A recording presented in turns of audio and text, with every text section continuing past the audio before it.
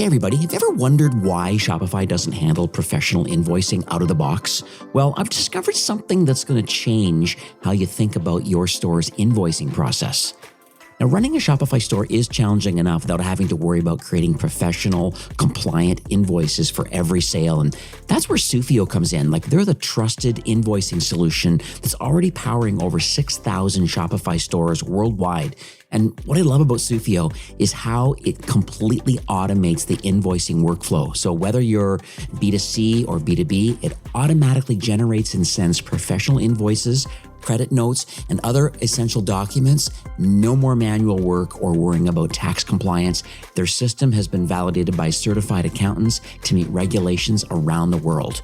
Now, here's what makes Sufio very special.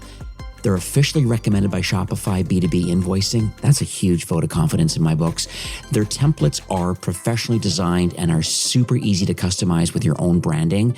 You get automatic tax calculations and compliance for both domestic and international sales.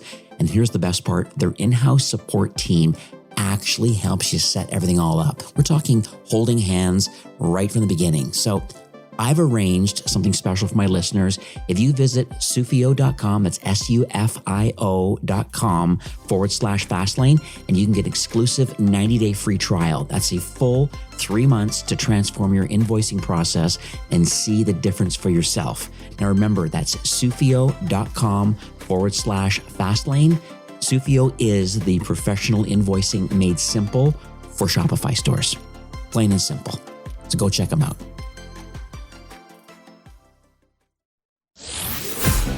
You're listening to eCommerce Fastlane, the podcast show to help you build, manage, grow, and scale a successful and thriving company, powered by Shopify. Listen to real conversations with partners and subject matter experts as they share proven practical strategies, platforms, and the best Shopify apps to help you accelerate your business. The time is now for you to improve efficiencies, grow revenue, profit, and lifetime customer loyalty. Please welcome your host, startup founder, and strategic advisor, Steve Hutt.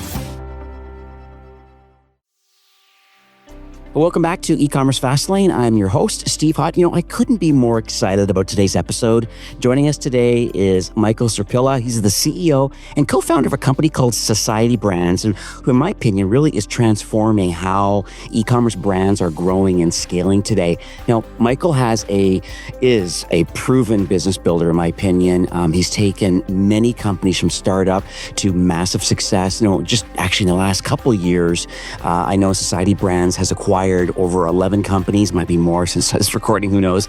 And I know those companies have reached over $100 million in annual revenue. And what I find truly fascinating about this is that the majority of the revenue is coming from the direct-to-consumer space. So thinking about Shopify-powered stores versus maybe only a small portion of the revenue coming from marketplaces like Amazon. So I'm particularly really excited about today's conversation. I really feel that they have a very unique concept about, and I read this online, built for founders by founders approach. So we're definitely going to unpack that today.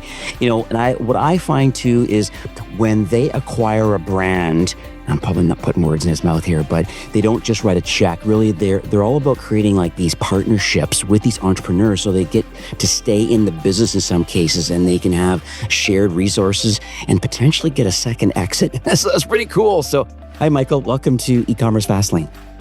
Hey, Steve. Thank you so much for having me. Really happy to be here. Yeah, my pleasure. So I'd love to hear the story behind Society Brands first. What was the called the aha moment, maybe because I read it's during the pandemic when this whole thing started, and it made you think about, should we transform how e-commerce brands can grow together? It just seems like a really interesting concept, more than just the acquisition side of the business. It's working together. It's so interesting. So you tell me the story.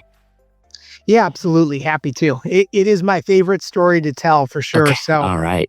I co-founded Society Brands with actually my brother, Justin Serpilla. He has a ton of M&A expertise. He did 2 roll-ups in separate industries. And then also our COO, Sean Doherty, she was the founder of a tech company by the name of Mophie. Do you remember the battery pack for your phone where you can be Yes. charging your phone wherever you are in the world? Right. She sold over $1 billion of products on Shopify and exited that business a few years back. So I really had two great co-founding partners. And Justin and I would always talk about doing a roll-up together in some industry. I have just been an entrepreneur for like the past 15 or 16 years in a whole bunch of different sectors. And Justin has primarily focused on M&A. And his last roll-up, they grew to $1 billion organization that he was the head of M&A for. So we've always had a yin and yang personality. We've also always had yin and yang skill sets. And that is really, really good when it comes to picking out a co-founder. If you're choosing a co-founder for a business that has the exact same skill set as you, then one of you is probably not needed. That's just a sidebar comment. And what I've been able to do at Society Brands is bring on co-founders with Justin and Sean that have a tremendous amount of expertise that complement where my expertise is. So Justin and I would talk about doing some sort of consolidation or roll-up in a certain industry, and e-commerce ended up becoming a hot topic. We looked at the market fragmentation, obviously a lot of small brands, and there were these aggregators out there at the time. Still many of them today, but obviously some of them are no longer with us. And I saw they were really focused on Amazon. They weren't so much focused on the direct consumer channel. And they also would tell founders that they could exit the business after 3 months or 60 days or 30 days. And it's generally within a few month period of time. And if you think of a typical e-commerce entrepreneur, you're not going to think of somebody that's in their 70s or 80s looking to retire sometimes. You're going to think of somebody that's younger. Yep. That after they sell their business, they're not going to sit on a beach somewhere for the rest of their life. Right. They're going to find something meaningful to do from a work perspective. So since that's the case anyway, we built Society Brands to be a place that's by founder for founders, where founders are able to sell into the company. Obviously, they get cash at close. Obviously, there's serious economics for them, but we also offer them rolled equity. And so they could be part of something that's bigger than themselves. Just like I, as the CEO, I'm able to be part of something that's bigger than myself individually. We didn't see anybody else doing that. And we also thought that it made more sense to focus on direct consumer brands. Today, about 65% of our revenue comes from D2C, primarily through Shopify. So we focused there, and we also focused on the health and wellness and personal care space. So we wanted to get focused. We wanted, from a category perspective, we wanted to partner with the founders, which has been an incredible process. And we also wanted to be primarily focused on the direct consumer channel versus, like Amazon aggregators are primarily focused on Amazon. Yeah. So that was the thesis. And it's been successful. We've actually done 12 acquisitions to date. Okay. So we have grown a little bit, Steve, since my notes. 2011. Yeah. That's amazing. I love the idea of doubling down on your strengths. We talk about your other co-founders. Double down on your strength is something I keep in my mind, and kind of quote unquote outsource the rest, or in your case, find other partners who excel in kind of their expertise. I love that. Yeah, absolutely. I mean, that's the whole reason why we named the company Society Brands. Is it because it really is about a society here. Right. It's not just about Michael Serpilla. Right. Yes, I'm the CEO of the organization, but if it was just me, we wouldn't be anywhere. We have 150 team members at Society today. And it's because of all of us coming together for a vision of building an unbelievable business, which we've already built today, but we're still very much doing that in the future. I strongly believe we're going to be a multi-billion-dollar company someday. Mm-hmm. And we're all marching towards that. But you have to have the right team members. If there is a direct consumer brand out there, and if they're having tough time scaling, oftentimes what we see is they're relying too much on themselves and not bringing enough other people in. If you're going to build a sizable business, if you're going to go to $10 million of revenue or 20 or 30 or $100 million of revenue, then you really need to learn the skill set of being able to scale and multiply yourself. Mm-hmm. And that's something that we've done really well at Society. And that's what we help entrepreneurs do as well for their respective brands. One thing I find interesting too, like when you talk about these aggregators, I think of like Thrasio, for example, and I know they had some bankruptcy issues and then kind of back in the fold again. And so it's so interesting, and I appreciate the fact that you've chosen to kind of more focus on D2C brands, likely powered by Shopify stores versus the Amazon seller only kind of strategy. It clearly is paying off for you. Can you talk a bit about the mindset around why you believe that direct-to-consumer brands are probably a better overall acquisition target than just a pure play kind of Amazon opportunity? So with Amazon owns the keys to the car. It's not really the seller or the brand. And we obviously love Amazon. Amazon is a meaningful aspect of our revenue today. It's probably about 30% of our revenue today as an organization. But we enjoy the halo effect of Amazon with all your off Amazon marketing efforts that you're doing. Then a consumer goes to Amazon, types your brand in, and you're not actually having to pay for that purchase. You're not, muscling your way from a pay-per-click perspective on the Amazon advertising. What we've just seen on the Amazon side is there's a ton of margin compression. And if you don't have something that's truly differentiated, if you're not really a true brand, then it's really hard to beat out competitors on Amazon if you're solely focused on Amazon. The opposite is true on direct-to-consumer. When a consumer is going to your website, you have the loyalty as the brand founder. They have the loyalty to you as the brand. They don't have the loyalty to Amazon because they're actually making the purchase there. You're also getting access to all that customer data, which Amazon doesn't share readily available to the sellers that are on Amazon. So being able to have a direct connection with that consumer, I think is really, really important. And then you can cross-sell to them. You could offer them other products and solutions that might be advantageous for them. So we feel that in order to be like a true brand, you have to be in a place to where you're selling significantly on your direct consumer site. So it just always felt safer for us when we look at brands that are growing on D2C. They've built like a real business. They have real employees. They have real infrastructure. They don't have Amazon doing everything for them. Now, as a caveat, Steve, we have initially, when we first got started, we did acquire some Amazon-centric brands.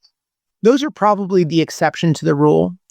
Very much the rule today is we want to see at least half of a brand's revenue on their direct-to-consumer site. So we really feel that their customers have loyalty to them, not an e-commerce marketplace. What's interesting, though, is like I have some friends who, number one, are like Etsy sellers, for example. They're power sellers on Etsy. They're making millions. They're doing their thing.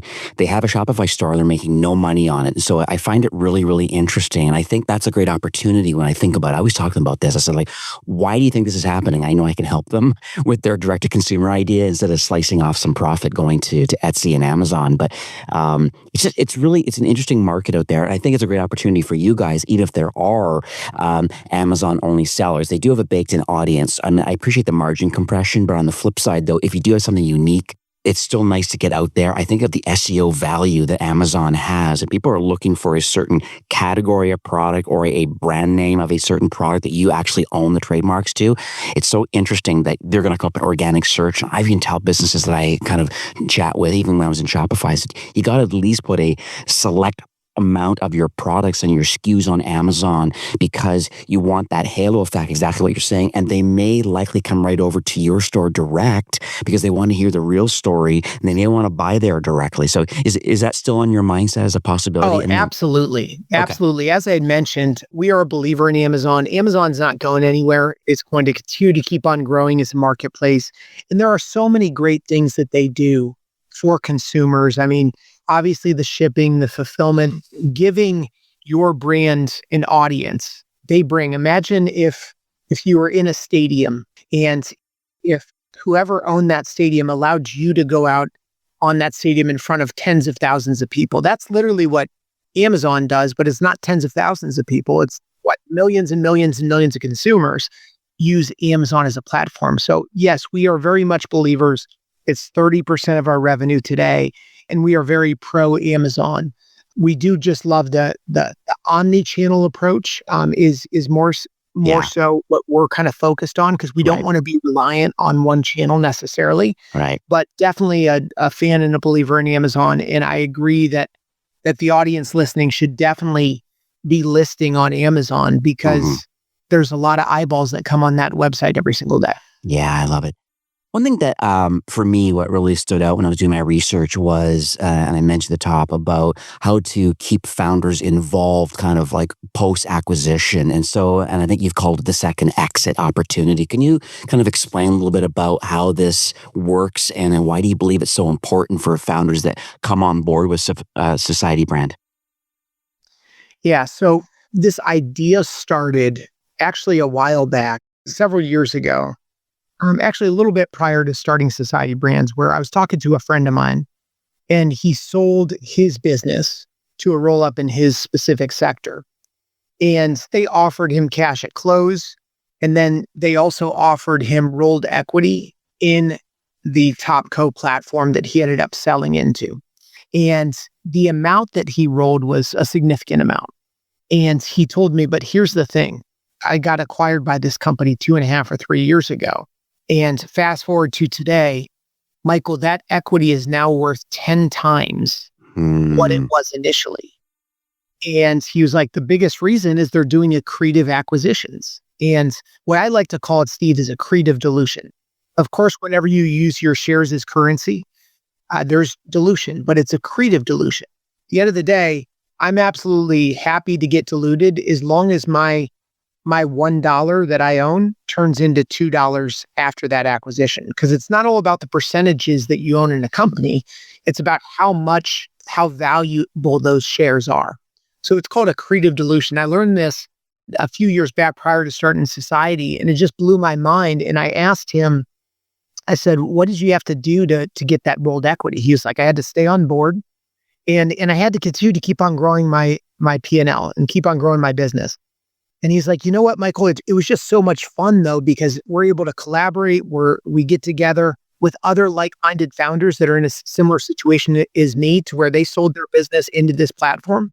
I'm able to connect and collaborate with them very much like a mastermind does. And then eventually they'll end up having a second exit. And that second exit for this gentleman I'm talking about is going to be much bigger than the first exit that he got. And the first exit that he got was very meaningful. It was entirely a different sector. It was not in consumer or e-commerce or anything like that. And I just said, what if we did that at Society Brands? Because I do firmly believe that we're building a multi-billion-dollar organization. And if we give sellers that ability, we could leverage each other. We could leverage their skill set and expertise because they know their brand so well inside and out. But then it's also true to where they could leverage our expertise too, and they're able to benefit from the platform. And then as we keep on growing and scaling, they'll be able to enjoy, as you mentioned, Steve, and as we oftentimes say, a second exit, that when we eventually go IPO or whatever some sort of liquidity event would be someday, they're going to be able to benefit. And that's going to be such a fun day, because it's not just me, Justin, and Sean that are going to be celebrating. Our employees are going to be celebrating, because our employees have stock options at Society, and also those brand founders that helped us get there. We're all going to be celebrating together. It's not just going to be a few people. So that is very much the reason why we named the company Society Brands. Yeah, I love it. I want to talk a bit about the technology side of things. I understand that you have built kind of a proprietary tech stack. So I don't know if you can talk publicly about this, but what sort of tools or capabilities are you offering these brands to really help them reach their full potential? What I'd say about the technology platform, we do have proprietary technology that we've built out, but we're very much a tech-enabled business where we do leverage third-party resources, so third-party platforms, because we're of the mindset that if we can't build technology better than what's regularly available in the market today, right, we might as well become a client to one of our vendors versus just building it out. Yeah, so we have a lot of third-party platforms that we use that plug into our technology stack called EVO. So EVO stands for evolution. We believe that all great societies evolve over time. And so EVO is kind of coined from that perspective. And it plugs into every ounce from fulfillment, logistics, marketing campaigns. But then there's also other technology platforms that maybe some of our brands have used previously that they want to continue to keep on using. we're absolutely fine with that as well if it's working. So where the true technology comes in is how do all these disparate technology platforms communicate with each other? And that's kind of the proprietary technology that we built, is how all these various different third-party platforms are able to communicate with each other. And we can get very, very valuable data from the platform to help, at the end of the day, our brands make better decisions to scale their business. Yeah, I love it. I've also noticed too, kind of doing my research, that about 75% of your revenue is coming from health and the kind of the personal care space. I know you had a recent acquisition, I think it was back in June, for Vitality Now, I believe. I think they're at vitalitynowshop.com. But what makes this sector kind of so exciting for you? So many things. One is lifetime value. Okay. I feel like I almost have to stick with that. Obviously, in consumer and in retail, we're oftentimes fighting for our next first sale because there's not always a lot of repeat customers. So we certainly have brands today that do just kind of live off that first sale. But a big thing about health and wellness and personal care, especially consumables like Vitality, is the lifetime value. When we looked at that brand, they've scaled significantly. They were growing year over year. Fantastic founding team. I mean, great team that they have. And also they had really strong lifetime value, and they were profitable on their first sale. And they also have really great cohort analysis that we did on various different customer cohorts that we studied from an M&A perspective. That was certainly one of the many reasons why we liked Vitality Now. But that's also why we like this space. It's also more recession resilient, I would call health, wellness, personal care. Right. We live in a world where people care more about their health today than what they ever have before. They care about their longevity. And there's so much at our fingertips every day on how we could actually live a healthier lifestyle. I actually, prior to this, was partners in a population health management company. And it was corporate wellness. It was a B2B business. And I helped employers set up these corporate wellness programs to offer telemedicine, biometric screenings, DNA screenings, health coaches. It's something that I'm really passionate about. That's what we're passionate about at Society, is really making a difference in people's lives. So I think that is something, from whatever economy we're in, people are going to continue to keep on caring about their health. So those are the two primary reasons that we really like the health and wellness and personal care space.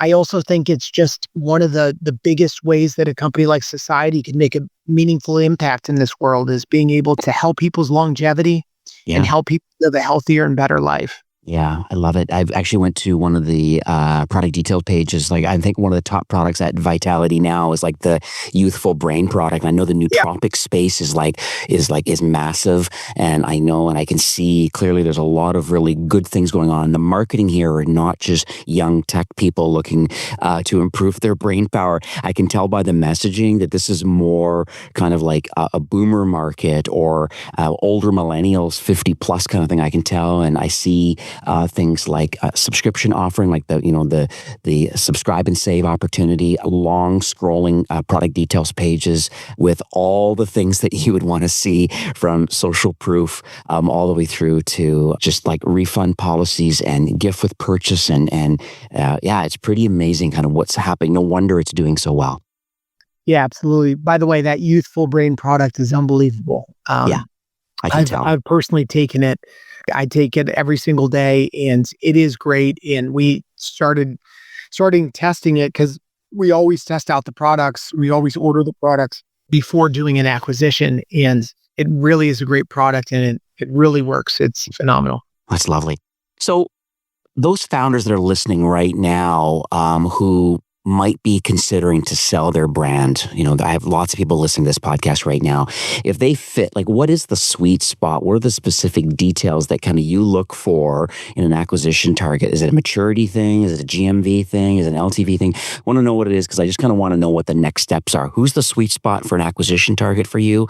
And then knowing those details, how should people get a hold of you? Yeah, absolutely. So health, wellness, personal care space, we're pretty broad from a category perspective. So anything that fits in health, wellness, and personal care, we would be happy to take a look. As far as the size and scale, $10 million to $40 million of revenue. We tend to focus on larger brands, not so much smaller brands, but of course there's other buyers that focus on smaller ones. And we like to see a minimum of 10% profit margins, but we'd like to see probably closer to 15, 20, 25%.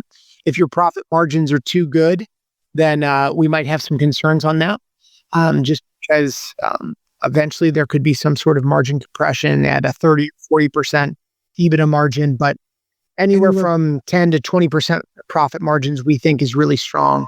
Like to see a really great growth rate from a TTM year over year perspective. Like to see healthy margins, hopefully not compressing too much, hopefully or margin expansion over time.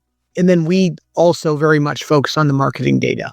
We believe that the marketing data can dictate how a brand is going to perform long term.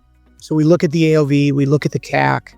We'd love to see if a brand is profitable on the first purchase, but doesn't have to be. Right. Because if they have a strong enough lifetime value, we could get very comfortable with the loss leader on the first. If we study the lifetime value on the customer cohorts, we could maybe get comfortable with not being profitable on that first purchase.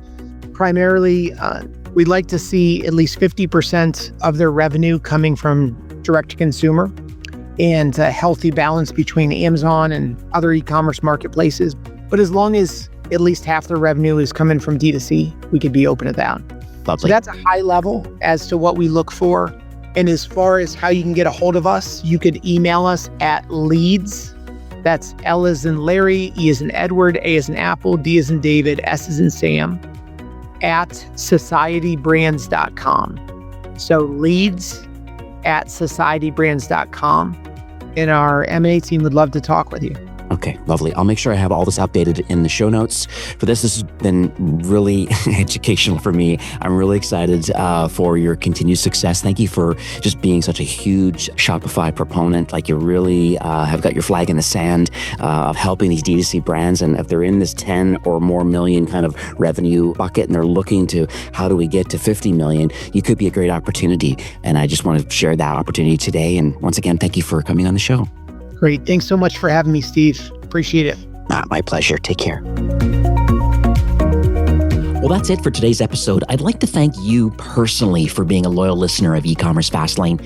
It's my hope that this podcast is offering you a ton of value through growth strategies, tactics, and exclusive insider tips on the best Shopify apps and marketing platforms, all with my personal goal to help you build, manage, grow, and scale a successful and thriving company powered by Shopify.